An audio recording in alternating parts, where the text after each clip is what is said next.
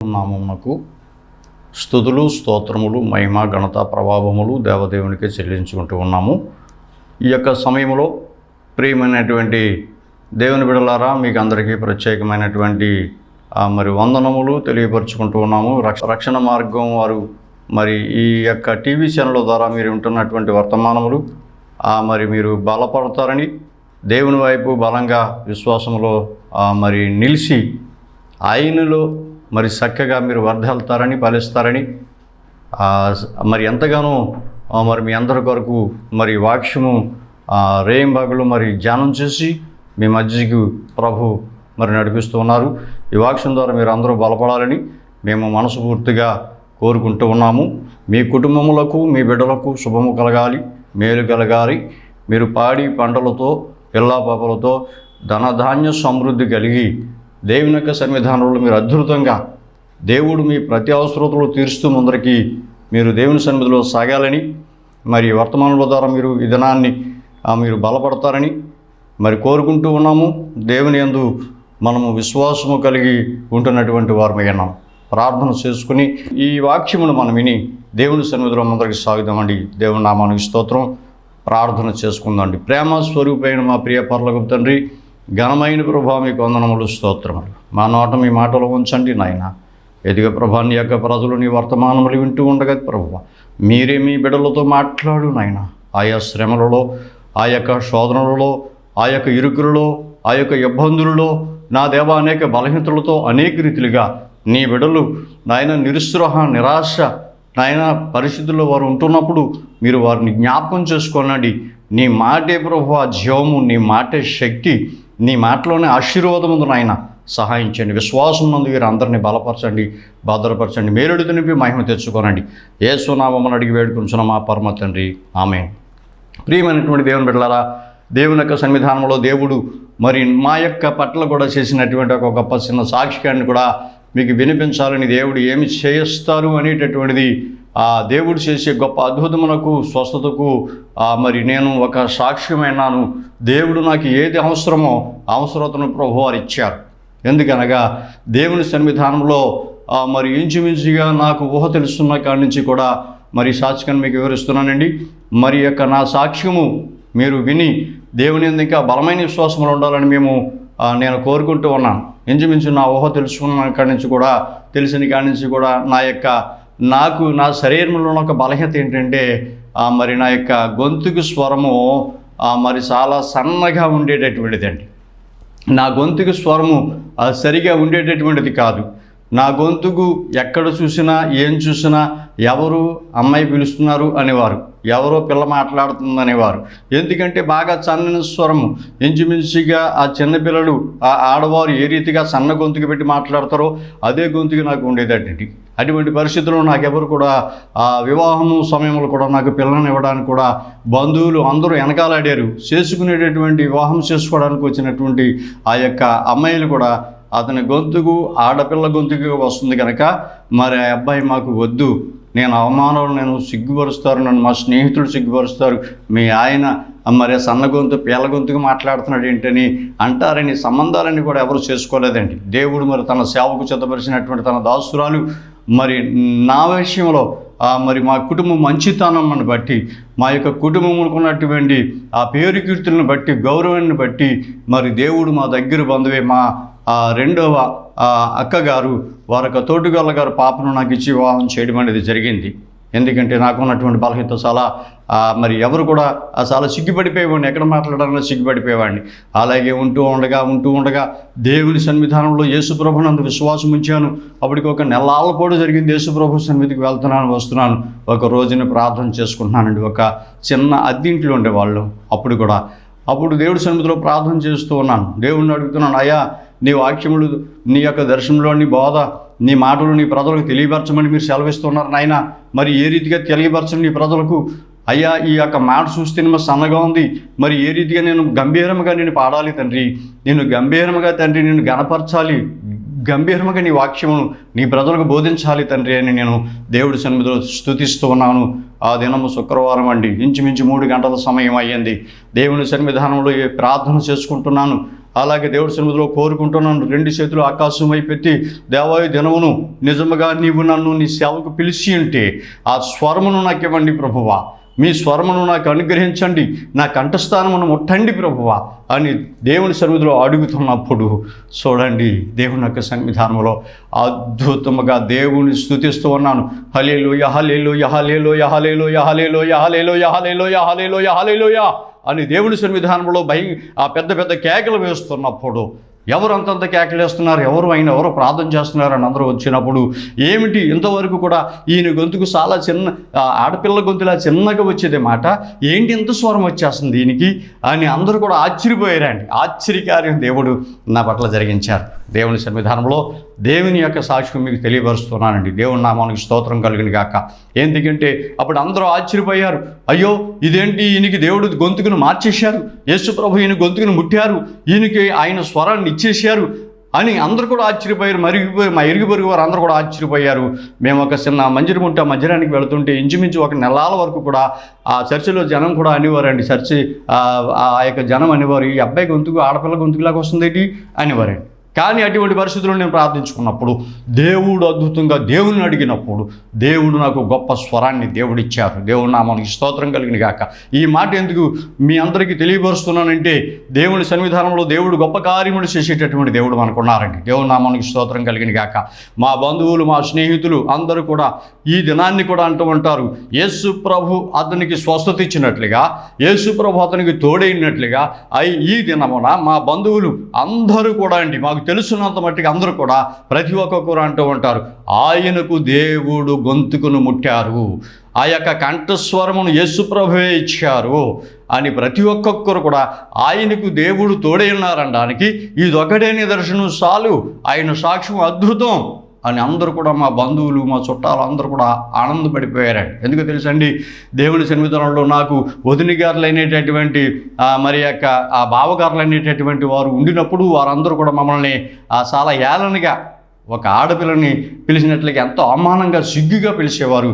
దేవుడు నాకు ఆ సిగ్గు నుండి తొలగించారు. అతి గంభీరమైన స్వరాన్ని దేవుడు నాకు ఇచ్చారండి. దేవునికి స్తోత్రం. గనుక ఈ యొక్క సమయంలో దేవుని యొక్క సన్నిధానంలో ఈ మాటలు మీకు ఎందుకు చెప్తున్నానంటే, దేవుడు చేసే అద్భుతముల కొరకు చెప్తూ ఉన్నానండి. ఇప్పుడు ఎక్కడికైనా నేను మీటింగ్కి వెళ్ళినా, ఎక్కడికైనా ఏ పెళ్ళిళ్ళకన్నా వెళ్ళినా, ఏదన్నా మరి ఆ యొక్క ఉపవాస గుడికి వెళ్ళినా, ఎక్కడికి వెళ్ళినా సరే అంతవరకు చక్కని పాటలు పాడతారు, అంతవరకు అందరూ మాట్లాడతారు. నా కాడికి వచ్చి ఆ మైక్ నా చేతికిద్దులోకి కొంచెం సౌండ్ తగ్గించండి, చాలా గట్టిగా వచ్చేస్తుంది సౌండ్ అంటారు. ఎందుకంటే అక్కడ ఉన్న సౌండ్ సిస్టానికంటే దేవుడు మరి నా గొంతుకు స్వరమే 1000 రెట్లుగా దేవుడు చేసి ఆయన మాట్లాడుతూ ఉన్నారు. దేవుని నామానికి స్తోత్రం కలిగిన గాక.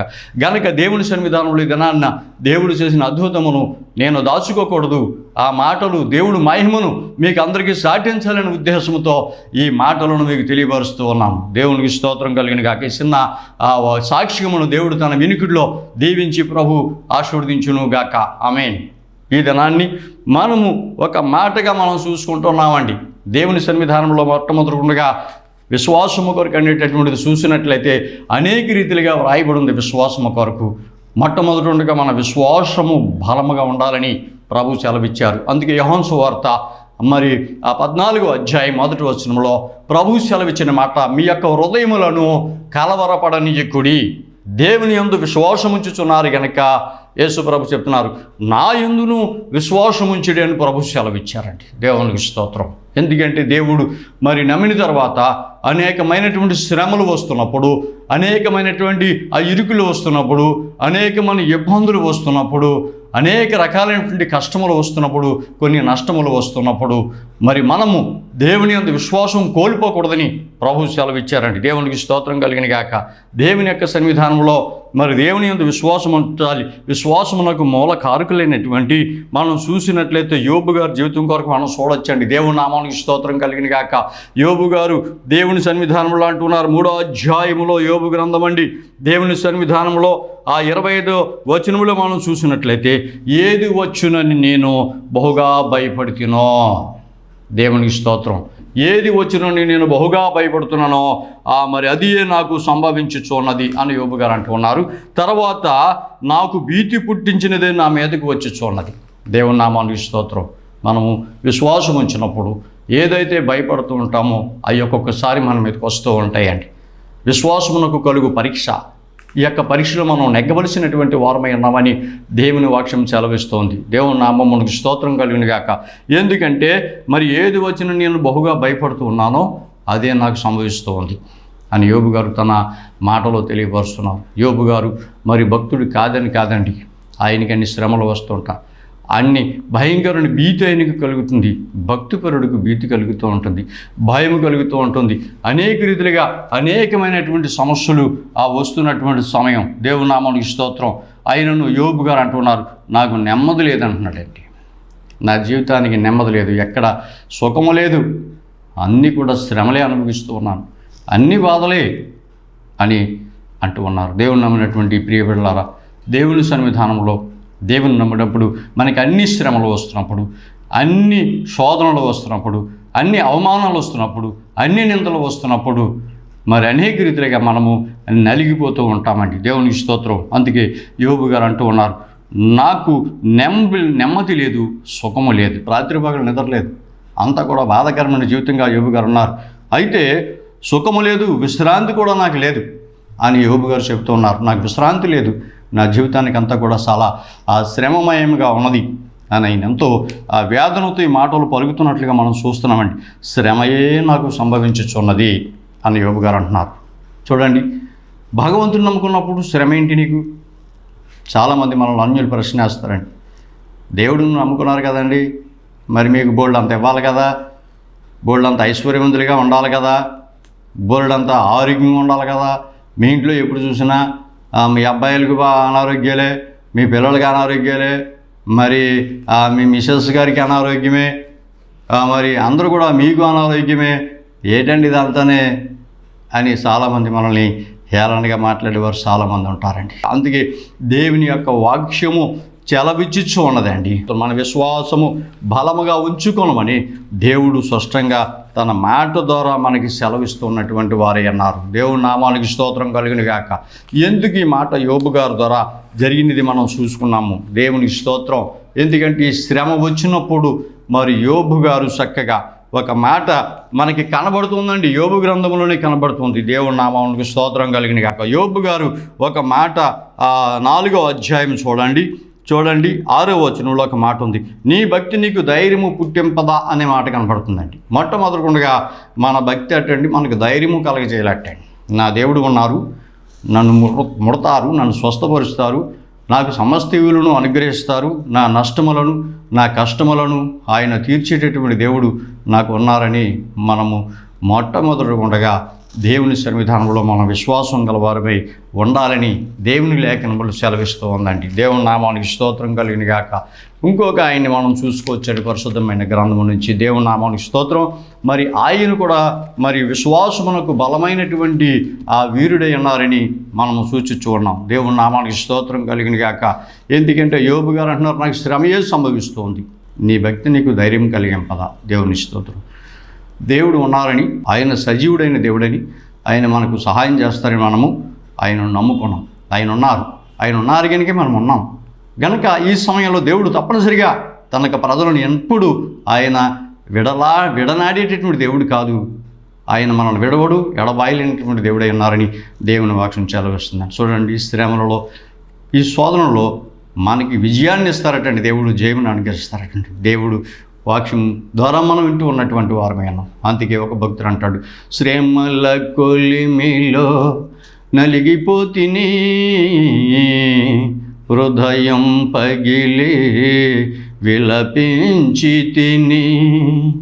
శ్రమల కొలిమిలో నలిగిపోతిని, హృదయం పగిలి విలపించి తిని.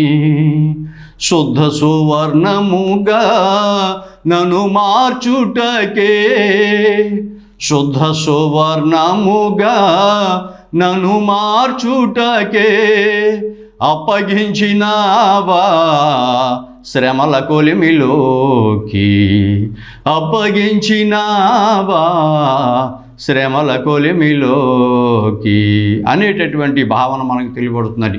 మన శ్రమ ద్వారా మనకి శుభములు దేవుడు ఇవ్వడానికి, మేలులు మనకి ఇవ్వడానికి దేవుడు ఆ శ్రమలను పంపిస్తూ ఉంటారండి. ఆ శ్రమల ద్వారా మనము ఆ అనుభవిస్తున్న అవమానమైన మాటలకు, ఆ నిందలకు, మరి మనము పడేటువంటి కష్టములకు రెట్టింపు ఆశీర్వాదము దేవుడు ఇవ్వడానికి దేవుడు ఎప్పుడు కూడా సిద్ధంగా ఉన్నారనే సంగతి మనకి స్పష్టంగా దేవుడి వాక్యం ద్వారా మనం చూడగలుగుతున్నాం. దేవుడి నామానికి స్తోత్రం కలిగిన గాక. హల్లెలూయా. గనుక ఈ యొక్క సమయంలో హబక్కూ రాసినటువంటి పత్రిక కూడా విశ్వాసము కొరకు సెలవిస్తూ ఉందండి. హబక్కూ పత్రికలు మనం చూసినట్లయితే ఈ ప్రవక్త అంటూ ఉన్నారు 1వ అధ్యాయము 2వ వచనంలో, యెహోవా నేను మొర్రపెట్టినను ఎన్నాళ్ళు ఆలకింపకుందువో. దేవా, నేను నీ సన్నిధిలో మొర్రపెడుతున్నాను, ఎంతకాలం మీరు నా ప్రార్థన ఆలకింపకుండా ఉంటావు తండ్రి అని హబక్కూ అడుగుతున్నారు. ఎందుకంటే ఆయన పరిస్థితి ఎలా ఉందో మనం చూడొచ్చండి. దేవునికి స్తోత్రం. ఎందుకంటే హబక్కూ తన విశ్వాసమును తెలియపరుస్తున్నారని 17వ వచనంలో 3:17లో మనం చూసినట్లంటే హబక్కూకు రాసినటువంటి ఆ యొక్క గ్రంథములో మనకు చూసినట్లయితే 3వ అధ్యాయం 17వ వచనంలో చూసినట్లయితే, అంజూరపు చెట్లు పోయిగుండినను, ద్రాక్ష చెట్లు ఫలింపకపోయినను, ఆ ఒలివ చెట్లను కాపులేకుండినను, చేనిలోను పైరు పంటకు రాకపోయినను, గొర్రెలు దొడ్డిలో లేకపోయినను, శాలలో పశువులు లేకపోయినను, నేను యెహోవా యందు ఆనందించెదను, నా రక్షణకర్త అయిన నా దేవుని యందు నేను సంతోషించెదను. ప్రభుయగు యెహోవాయే నాకు బలము, ఆయన నా కాళ్ళను లేడి కాళ్ళ వలె చేయును, ఉన్నత స్థలముల మీద ఆయన నన్ను నడవజేస్తారు. దేవునికి స్తోత్రం. దేవుని యందు మనం విశ్వాసం ఉంచినప్పుడు హబక్కూ చక్కని మాట సెలవిస్తున్నారు. ఈయన ఏమంటున్నారంటే, అంజూరపు చెట్లు పూయకపోయినా సరే ఏమీ బాధలేదు, అంజూరపు చెట్లు పూయక్కర్లేదు, పూయకపోయినా సరే దేవుడే ఉన్నారు, దేవుడి మీద నా యొక్క భారం ఉంది, దేవుడు నాకు సహాయం చేస్తారు.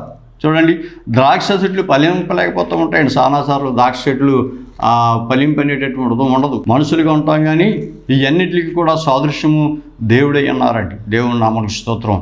ఇవన్నీ చూపిస్తూ ఉన్నారు. దేవుడు తన యొక్క ప్రజలే ఈ రీతిగా ఫలిస్తారు, ఫలించకపోవడానికి కారణాలు ఇవన్నీ కూడా దేవుడు సెలవిస్తున్నారు. చూడండి, అంజూరపు చెట్లు పూయకపోయినా సరే బాధ లేదు, నేను ఆయన యందు విశ్వాసం కోల్పోను.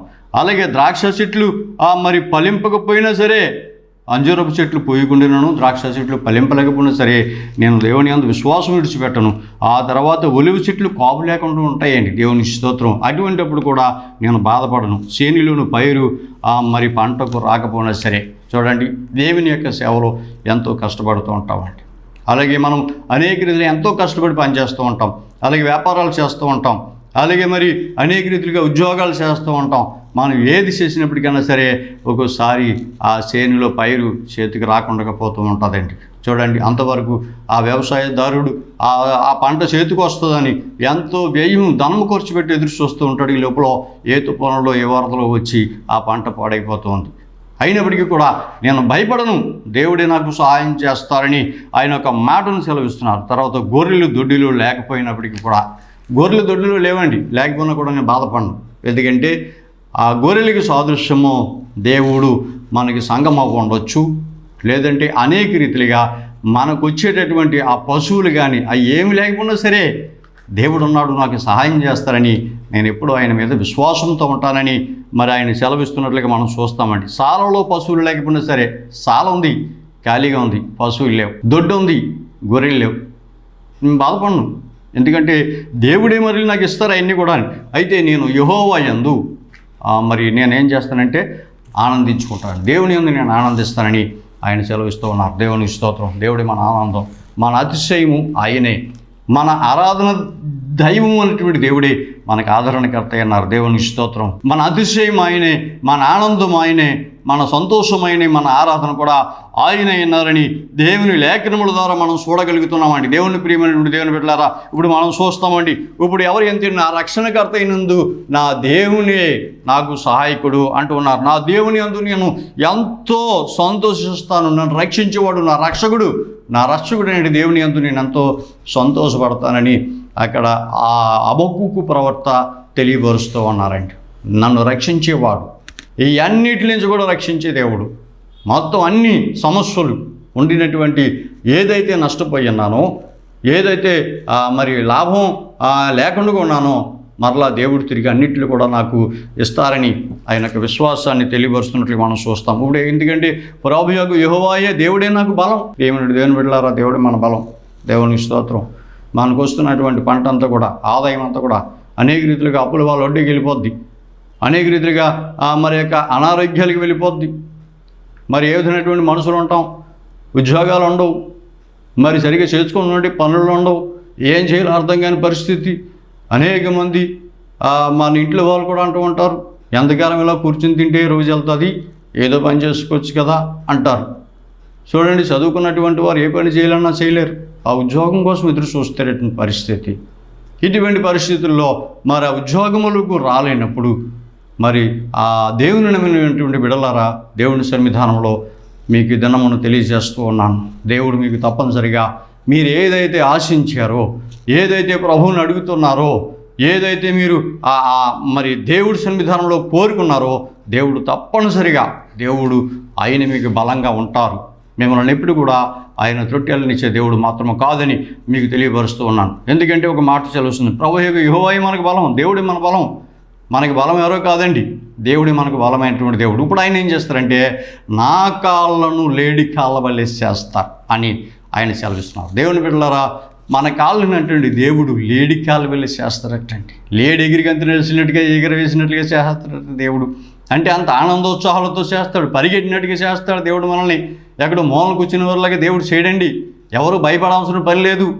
దేవుని నమ్మిన బిడ్డలారా, దేవుని సన్నిధానంలో అయ్యో ఇంట్లో మరి ఒకదాని కొట్టి ఇంట్లో నిత్యావసర వరకు వస్తువులు లేవే, మరి ఇంట్లో ఏదైనా సరైనటువంటి విధానం లేదే, సరైన వస్త్రాలు లేవే, సరైనటువంటి ఇండ్లు లేవే, సరైనటువంటి పరిస్థితులు లేవే అని మనం బాధపడుతున్న సమయాల్లో దేవుని వాక్యం సెలవిస్తుంది, దేవుడే మనకు బలమై ఉన్నారు. తప్పకుండా బలమైన దేవుడు తప్పకుండా మనకి బలాన్ని చేస్తారు, బలాన్ని ఇస్తారు. అందుకే దేవుడు వాక్యం సెలవిస్తుందండి, ఆయన నా కాళ్ళను లేడి కాళ్ళ వల్లే చేయను, ఎత్తైన స్థలములపై ఆయన నన్ను ఎలాగంటే ఆ ఉన్నతమైన స్థలంలో నన్ను నడవబెడతారు, ఆయన నడువు చేస్తారు, ఉన్నతమైన స్థలంలో దేవుడు నడిపిస్తారు. దేవుని స్తోత్రం. దేవుడి వాక్యం వింటున్నటువంటి ప్రియ బిడ్డలారా, దేవుని సన్నిధానంలో మీరు ఏ విషయంలో కూడా అధైర్యం చెందకండి, ధైర్యంగా ఉండండి, బలంగా ఉండండి. జీవము కలిగిన దేవుడు ఉన్నారు, ఆయన మీకు తప్పనిసరిగా సహాయం చేస్తారు. చూడండి, ఇంట్లో బియ్యం ఉండొచ్చు, లేకపోవచ్చు, చేతిలో ధనం ఉండొచ్చు, లేకపోవచ్చు, ఉద్యోగం ఉండొచ్చు, లేకపోవచ్చు. ప్రియమైనటువంటి దేవుని బిడ్డలారా, దేవుని సన్నిధిలో దైవజనులైనటువంటి వారు కూడా మరి చాలా ఇబ్బందులు పడుతూ ఉన్నారని మనం చూస్తున్నాం, తెలుసుకుంటూ ఉన్నాం. ఎందుకంటే చాలా సంఘాలు కూడా మరి సరైనటువంటి విధంగా ఆదాయం లేదండి, సరైనటువంటి సహాయం లేదు. మరి దేవుడి మీద ఆధారపడి దేవుని పరిచర్య చేస్తున్న సేవకులు, సేవకురాండ్రు అందరూ కూడా ఉన్నారండి. మరి అటువంటి వారికి దేవుడే ఆయన బలాన్నిచ్చి శక్తినిచ్చి నడిపిస్తున్నారని నమ్ముతూ ఉన్నాం. మరి దేవుడే వారికి ఆధారం. ఎప్పటికైనా దేవుడు వారు ఒక ఉన్నత స్థితిలోకి దేవుడు నన్ను నడిపిస్తారని నాకు సంతోషంతో ఆనందంతో వారు నడుస్తూ ఉన్నారు. కనుక దేవుడు వారు అందరి అవసరాలు తీరుస్తారండి. మీ అందరి అవసరాలు కూడా ఆయన తీర్చడానికే దేవుడు ఉన్నారని దేవుని లేఖనముల ద్వారా మనం చూస్తున్నామండి. ఒక మాట దేవుని సన్నిధానంలో మీకు తెలియపరుస్తూ ఉన్నారండి. దేవుని నామానికి స్తోత్రం. ఇర్మియా భక్తుడు ఒక మాట సెలవిస్తూ ఉన్నారండి. ఎందుకంటే ఇర్మియా గ్రంథము 31వ అధ్యాయములో 16వ వచనములో ఒక మాట సెలవిస్తున్నారండి. ఆయన అంటున్నారు, యెహోవా ఈ ఆజ్ఞ ఇచ్చుచున్నాడు. దేవుడు అటండి ఈ ఆజ్ఞ ఇస్తూ ఉన్నాడండి. దేవుని బిడ్డలారా, ఈ దినాన్ని దేవుడి సన్నిధానంలో ఒక మాట మీకు తెలియపరుస్తున్నారండి. ఈ ఆజ్ఞ ఏదనగానే మరి ఏడవక ఊరుకొనము. కన్నీళ్ళు విడవలసిన పని లేదు. నీ శ్రమలు తొలగిపోతున్నాయి, నీ బాధలు తొలగిపోతున్నాయి, నీ ఇరుకులు, నీ ఇబ్బందులు, మీ అప్పులు, నీ సమస్యలన్నీ తీరిపోతూ ఉన్నాయి. దేవుడు మరి మంచి మంచి వివాహములు మీ గుడారంలో జరుగుతూ ఉన్నాయి. ఎందుకు ఇంకా బాధపడిన పని వచ్చింది? ఇల్లు లేకపోతే మీకు దేవుడు ఇల్లు ఇవ్వబోతున్నారు. అప్పులతో ఉంటే దేవుడు అప్పులు తీర్చబోతున్నారు. దేవుడు శుభప్రదమైన కార్యములు మీ యందు విశ్వాసము కలిగినటువంటి ఉన్నారు కనుక దేవుని యందు విశ్వాసమును తగిన ప్రతిఫలాలు దేవుడు ఇవ్వబోతున్నారు. దేవుని నామానికి స్తోత్రం. మీకు ఇంకే విధంగా బ్యాంక్ పడవలసిన పని లేదండి, దిగులు పడవలసిన పని లేదు. దేవుడు మీకు తోడే ఉన్నారని దేవుని వాక్యం ద్వారా మీకు తెలియపరుస్తూ ఉన్నాను. దేవునికి స్తోత్రం కలిగిన కాక దేవుడు సెలవిస్తున్నాడు, యెహోవా ఈ ఆజ్ఞ ఇచ్చుచున్నాడు, ఏడవక ఊరుకొనము. నువ్వు ఏడవసరం లేదు, కన్నీరు దుఃఖం పడవలసిన పని లేదు. దేవుడు సన్నిధానంలో ఊరుకోమని దేవుడు సెలవిస్తున్నారు. నువ్వు ఏడవసరం లేదు, ఊరుకో. ఎందుకంటే నీ బాధలు నివారణ అయిపోయి నేను దేవుడు సెలవుస్తున్నాడు. కన్నీళ్ళు విడుచుట మౌనము అని దేవుడు సెలవిస్తున్నారండి. దేవుని స్తోత్రం. ఎందుకంటే దేవుడు కన్నీళ్ళు విడుచుట మానే, ఇంకేడవసరం లేదు. ఈ శ్రమలన్నీ నీ నుంచి విడుదల అయిపోతున్నాయి, నేనున్నాను, నీకు సహాయం చేస్తున్నాను, నువ్వేమి భయపడాలని పని లేదు, నీకు అన్నిటిలో విజయం కలుగుతుంది, మీకు శుభం కలుగుతుంది, మీకు స్వస్థతలు కలిగితే మీకు ఆశీర్వాదం వస్తుంది, దీవెన వస్తుంది, అనేక రీతిలుగా అనేక మేలులు మీకు కలుగుతూ ఉన్నాయని దేవుని లేఖనం సెలవిస్తూ ఉందండి. దేవునికి స్తోత్రం. దేవుడు సెలవిస్తున్నారు. ఎందుకంటే మరి ఒక మాట సెలవిస్తుందండి. 17వ వచనంలో కూడా చూస్తే రాబో కాలమునందు నీకు మేలు కలుగునట్లు ఏమంటున్నారండి, ఆ నమ్మిక ఉన్నది కదా అంటున్నారండి దేవుడు. రాబోయే కాలంలో నీకు మేలు కలిగినట్లుగా నీకు నమ్మకం ఉంది కదా, తప్పకుండా రాబోయే దినాల్లో దేవుడు ఈ 2024 సంవత్సరంలో మరి జరుగుతూ ఉండగా గొప్ప కార్యములను మీ పట్ల దేవుడు జరిగిస్తారు. మీరు దేనికి భయపడడం పని లేదు. మీరే కాదండి, మీతోటి బలంగా నేను కూడా అంతే. గనుక దేవుని సన్నిధిలో ఇదందరికీ దేవుడు మనకి ఇస్తున్నటువంటి వాగ్దానం. మీకు సంఘములు లేదా, దేవుడు మీకు సంఘాలను ఇస్తాడు. మీకు జనాంగం లేరా, మీకు గొర్రెలో దొడ్డిలు లేవా, ఆ దొడ్డిలో గొర్రెలు లేకపోతే ఆ దొడ్డులు ఇస్తాడు దేవుడు, మందిరాలు ఇస్తారు మీకు. అలాగే దేవుడు చక్కని ఆ గొర్రెలను కూడా ఆ దేవుడు మీకు తోడుకొచ్చి అప్పగిస్తారు. దేవుడు తప్పకుండా గొప్ప కార్యాలు మీ పట్ల జరిగిస్తారండి. దేవుడు మీకు శుభాలు ఇస్తారు, దీవెనలు ఇస్తారు, ఆశీర్వాదాలు ఇస్తారు, మేలులు మీకు అనుగ్రహిస్తారు. అందుకే దేవుని వాక్యం చెబుతుంది, రాబో కాలమునందు మేలు కలిగినట్లుగా. ఏముందండి, నీకు నమ్మిక ఉన్నది కనుక ఏం భయం లేదు, ధైర్యంగా ఉండండి.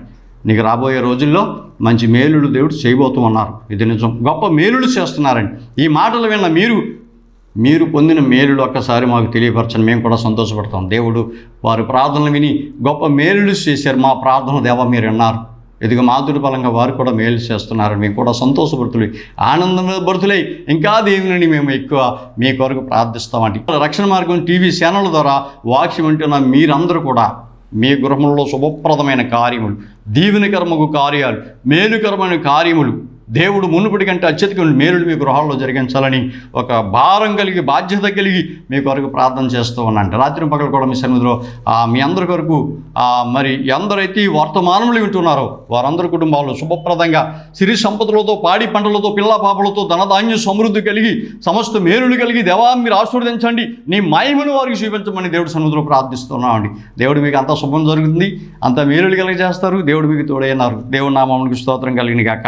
అందుకే రాబో కాలం నందు నీకు మేలు కలిగిన నమ్మకం నీకు ఉన్నది కదా, ఇంకా భయపడాలని పని నీకు లేదు. నమ్మకంతో ఉన్నావు. నమ్మిన వారిని దేవుడు విడిచిపెట్టి దేవుడు మాత్రమే కాడండి. దేవుడు నామానికి స్తోత్రం కలిగిన గాక. దేవుడు మనల్ని చూస్తూ ఉన్నారు. ఒక భక్తుడు అంటున్నాడు, సర్వస్వం కోల్పోతిని ఏమి లేని వాడనైతిని, మరలా నాకు సమకూర్చే దైవమా, మరలా నాకు సమకూర్చే దైవమా, మహిమైశ్వర్యము నీవేనని, మహిమైశ్వర్యము నీవేనని, అసలని నీవేగా యేసయ్యా, ఆశతో నిన్ను చూస్తున్నాను యేసయ్యా, నాకున్న ఆధారం నీవే కదా, నాకున్న ఆధారం నీవే కదా, నా నిరీక్షణ స్వరూపుడా నా యేసయ్యా. దేవునికి స్తోత్రం. మన ఆశలన్నీ దేవుడి మీద ఉంటున్నాయి. దేవుని యందు నమ్మకం చేసాం. దేవుడు మనకి తప్పకుండా మనకి న్యాయం చేసి మేలు చేస్తారని మీరు ఏ విషయంలో కూడా బాధపడకండి, బెంగపడకండి. దేవుడు మీకు తోడే ఉన్నారు. మీ అందరి కొరకు మేము ప్రార్థన చేస్తున్నాం. మీ గృహాల్లో శుభాలు జరగాలని, గొప్ప మేలులు, మీకు సంతానాభివృద్ధి, సౌభాగ్యం అన్నీ కూడా కలగాలని మేము ప్రార్థిస్తున్నాం. దేవుడు తప్పకుండా మిమ్మల్ని అందరూ నిండారులకి దీవించి ఆశీర్వదిస్తారు. ఈ కొద్ది మాటలు ఇక్కడితో ముగిస్తున్నాం. ప్రార్థన చేసుకుందామండి. ప్రార్థన. మహాపరిశుద్ధ ప్రేమ కనికరమ కలిగిన మా ప్రియ పరలోకపు తండ్రి, ఘనమైన ప్రభువానికి వందనాలు, స్తోత్రాలు. ఇదిగో మీ ప్రజలు మీ మాటలు విన్నారు నాయన. ఎదిగా ప్రభా మీ యొక్క సన్నిధానంలో నీ బిడ్డలను బహుగా మీరు ఆశీర్వదించండి, దీవించండి. వారి శ్రమలు నాయన, వారి శోధనలు, వారి ఆర్థికపరమైన ఇబ్బందులు నాయన సమస్తమును తొలగించి సంపూర్ణమైన సిరులు సంపదలతో, ఆయురారోగ్యములతో నాయన నీ కృపల ద్వారా బిడ్డలు ప్రతి ఒక్కొక్క అవసరతలో తీర్చండి. వారి యొక్క గృహములలో ఉండేటువంటి ప్రతి అవసరమును తీర్చు నాయన. దీవించండి, మేలుడు నింపండి. ఈ వర్తమానమైన ప్రతి ఒక్క బిడ్డలను బలపరిచి మీ నామమునకు మహిమ తెచ్చుకున్నామని దీవించమని, నిండారులుగా వీరిని ఆశీర్వదించమని, శుభములు వారికి కలిగజేసి కలిమి సంపద, పాడి పంటలు, పిల్లాపాపలతో ధనధాన్య సమృద్ధి కలిగి బిడలు సకల ఐశ్వర్యములు కలిగి మీ రాకడికి ఎత్తబడే గుంపులో ఉండినట్లుగా వీరిని అందరినీ దీవించమని, ఆశీర్వదించమని యేసునామం వారి పేరట అడిగి వేడుకుంటున్నాం మా పరమ తండ్రి, ఆమెన్. మన పరమ తండ్రి దీని ఒక ప్రేమయు, కుమారుడైనటువంటి యేసుక్రీస్తు వరకు కృపయు, పరిశుద్ధాత్మ త్రియేక దేవుడి దీవెన, ఆశీర్వాదము, సహాయం, సన్నిధి ప్రభు రాకడ పర్యాంతరమును సర్వదా మీకు అందరికీ కూడా తోడేయండి, నడిపించును గాక. Amen, amen, amen. ప్రభు మిమ్మల్ని దీవించును గాక. ఆమెన్.